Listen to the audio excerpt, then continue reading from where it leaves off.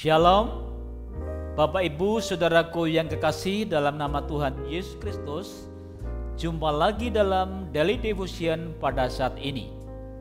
Renungan firman Tuhan pada saat ini saya ambil dari kitab Mazmur pasal yang keempat, ayat 1 sampai dengan ayat yang kedua.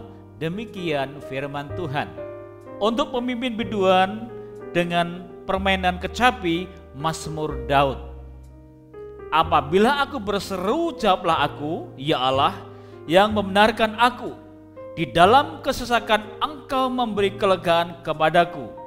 Kasihanilah aku dan dengarkanlah doaku. Sekian jauh pembacaan firman Tuhan pada saat ini. Firman Tuhan pada saat ini mengajak kepada kita sebagai orang percaya. Di saat-saat kita dalam kesesakan, di saat-saat kita dalam masalah, berserulah kepada Tuhan. Karena saudaraku yang kasih, pada waktu kita berseru kepada Tuhan, disitulah Tuhan akan mendengar. Dan di saat kita terus berseru dan berseru, maka Tuhan menyatakan pertolongannya.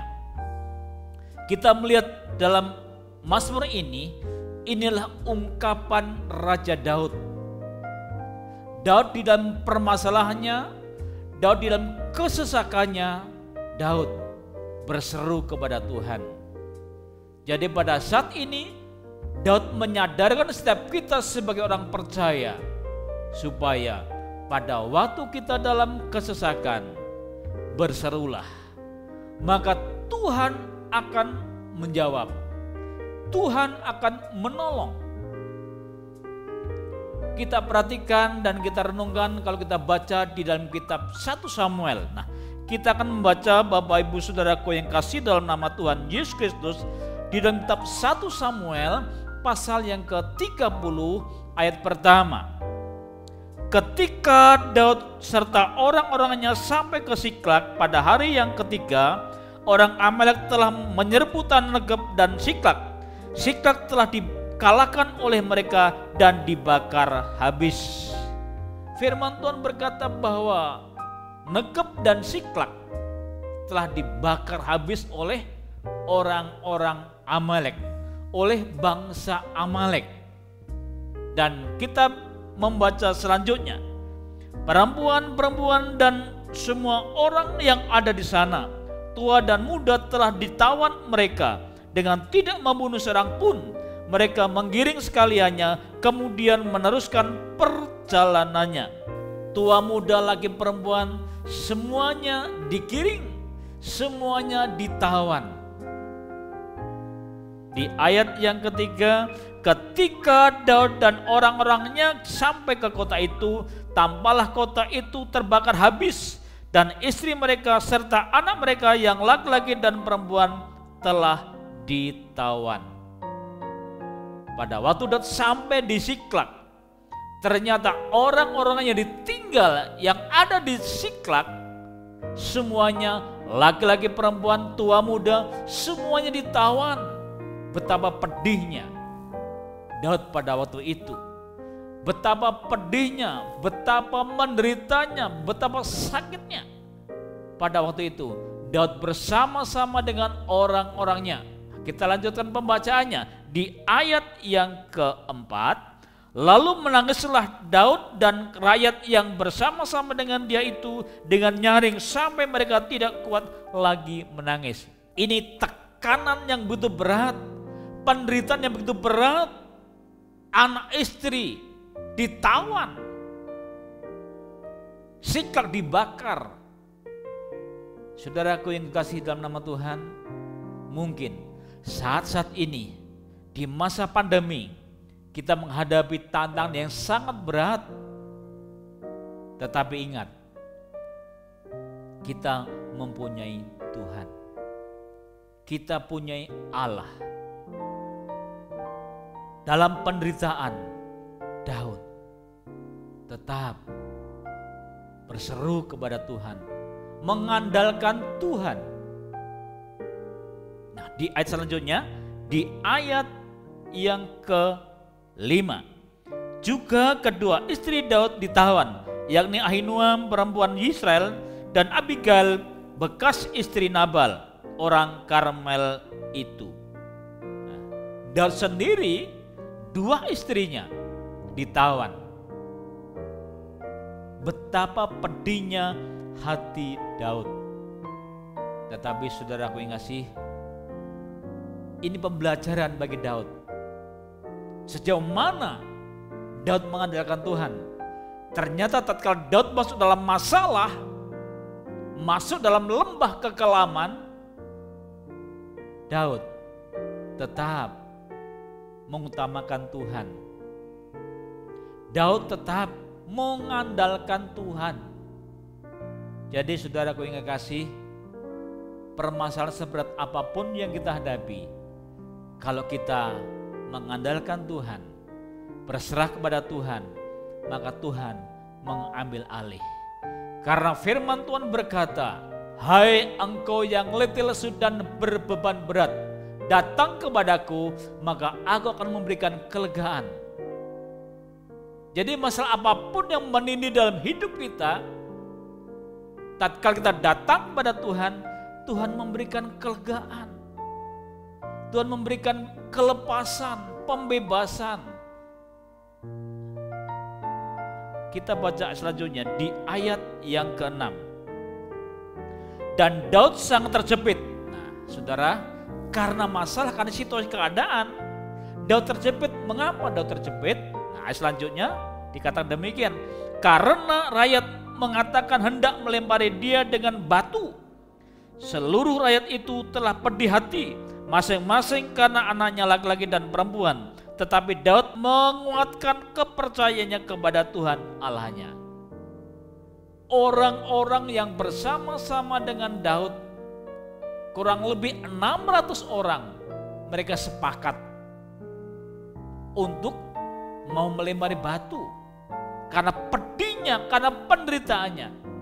Yang tadinya menopang Daud tiba-tiba mau mencelakakan Daud.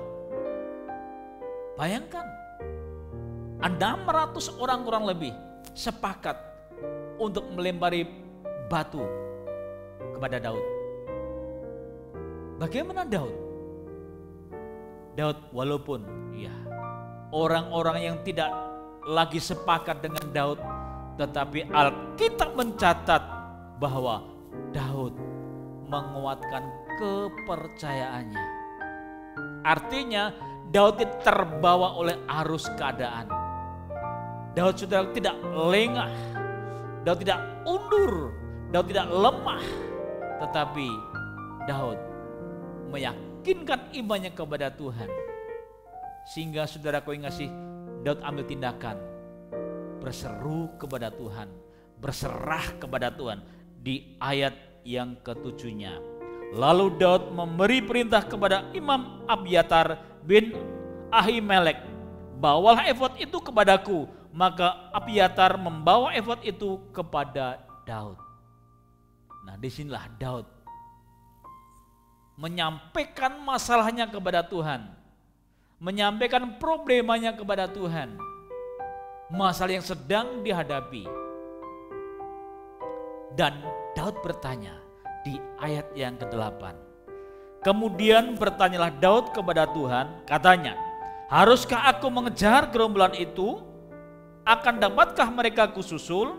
Dan ia berfirman kepadanya, kejarlah, sebab sesungguhnya engkau akan dapat menyusul mereka dan melepaskan para tawanan.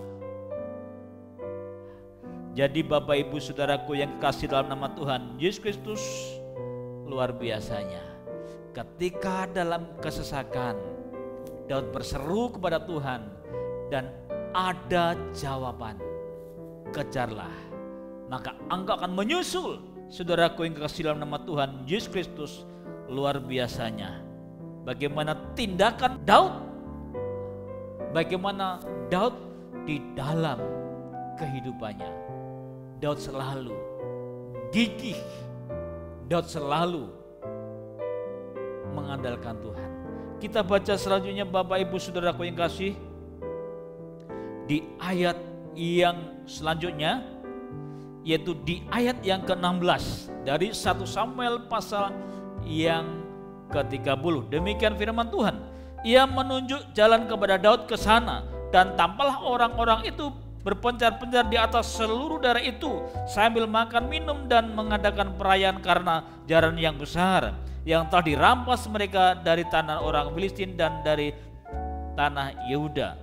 Dan pada keesokan harinya Daud menghancurkan mereka dari pagi-pagi buta sampai matahari terbenam. Tidak ada seorang pun dari mereka yang lolos, kecuali 400 orang muda yang melarikan diri dengan menunggang unta. Daud melepaskan semua apa yang dirampas oleh orang Amalek itu, juga kedua istrinya dapat dilepaskan Daud. Tidak ada yang hilang pada mereka, dari hal yang kecil sampai hal yang besar, sampai anak laki-laki dan anak perempuan, dan dari jaran sampai segala sesuatu yang telah dirampas mereka. Semuanya itu dibawa Daud kembali. Luar biasa. Ternyata Daud mendapatkan jawaban dari Tuhan. Tuhan menjawabnya tidak setengah-setengah, tapi sepenuhnya. Semua apa yang ditahan bisa dikembalikan.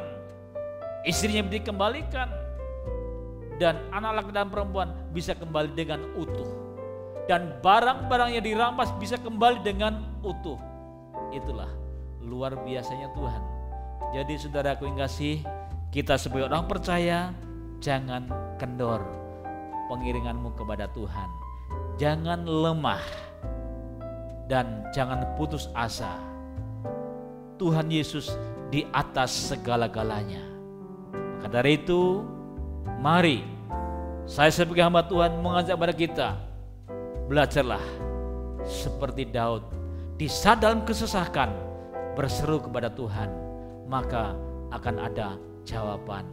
Tuhan memberkati kita satu dalam doa.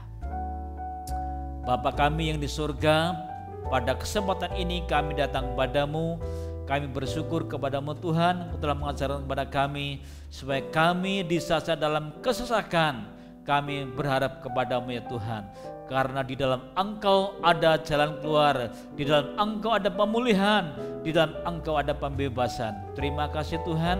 Bagi jemaat-Mu yang ada di GBL Usai, kami taruhkan dalam tangan Engkau. Berkati mereka Tuhan, lawat mereka dan kuasa-Mu ya Tuhan. Berkati setiap hamba-hamba-Mu, berkati bangsa kami, berkati kota kami. Pulihkan Tuhan bangsa kami Tuhan. Para pemimpin bangsa kami taruhkan ke dalam tangan Engkau. Kelawat dengan kuasa-Mu ya Tuhan. Terima kasih Bapa. Segala pujian syukur hanya bagimu. Dalam nama Tuhan Yesus Kristus. Haleluya. Amin. Puji Tuhan. Tuhan memberkati. Sampai jumpa lagi di dalam Daily Devotion yang akan datang. Haleluya.